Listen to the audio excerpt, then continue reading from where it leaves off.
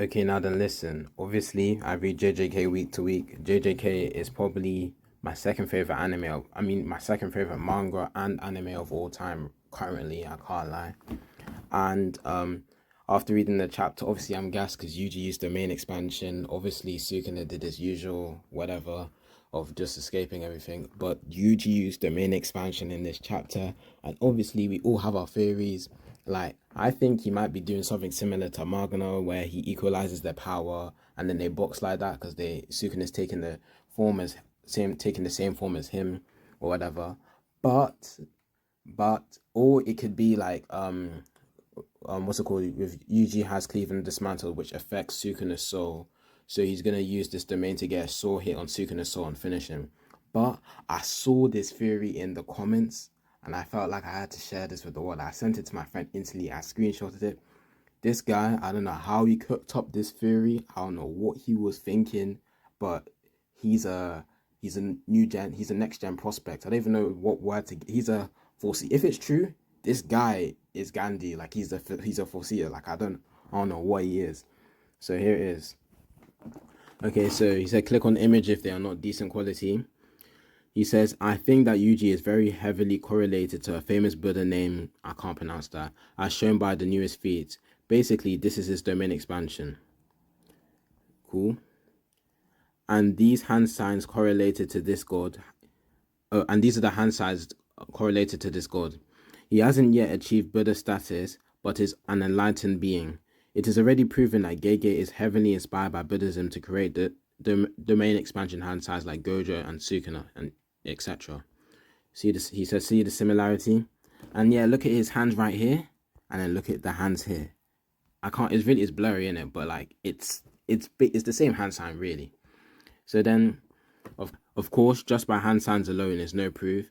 Now we will delve deeper into what this is. I can't pronounce the words.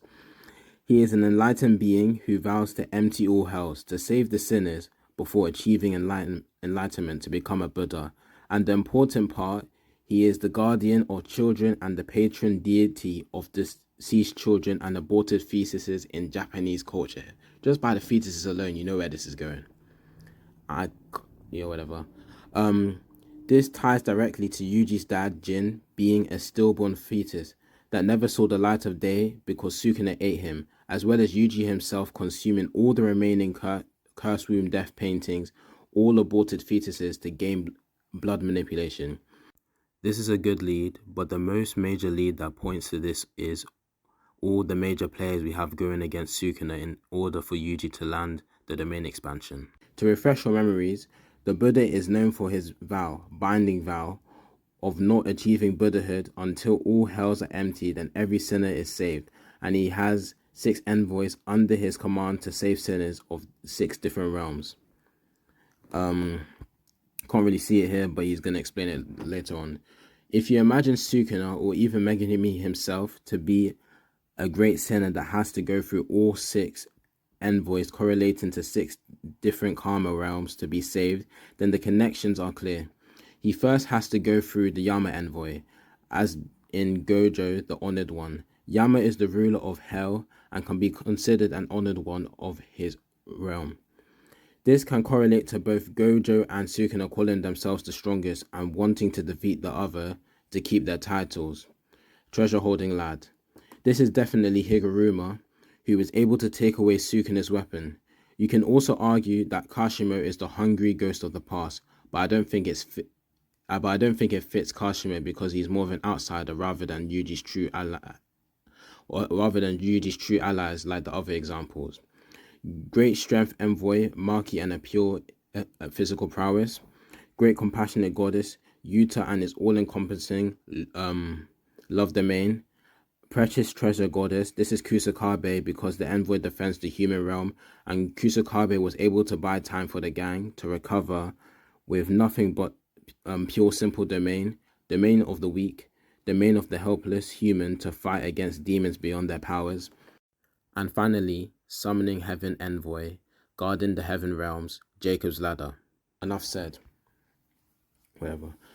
Only after Sukuna has gone through all these tribulations will Yuji be able to save Megami or exercise Sukuna forever. This also fits extremely well with how Yuji always wants to save Megami, who is being drowned in the deepest trench of hell in his own right now. Regardless of next week's results, even if Yuji's domain expansion does not kill Sukuna or whatever, the inspiration is simply too on point, and this is definitely what the cat used as inspiration for the final arc. TLDR, Yuji and by extension the final arc is the manifestation of that thing on his journey to grant redemption to the greatest sinners of hell. Sukuna and his allies are the manifestations of the envoys that Sukuna has to go through in order to be exercised.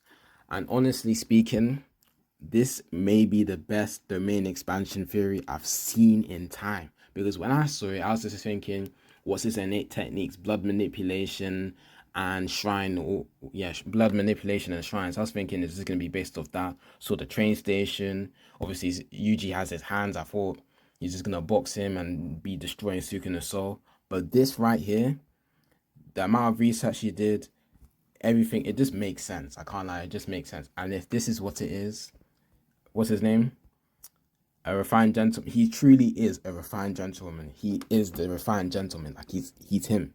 If this is truly it, he's him. I'm telling you. And this is why I love comment sections on the bottom of these websites. But now that I think about it, I do need to cut part of the video out so I don't show what website I'm using. But yeah.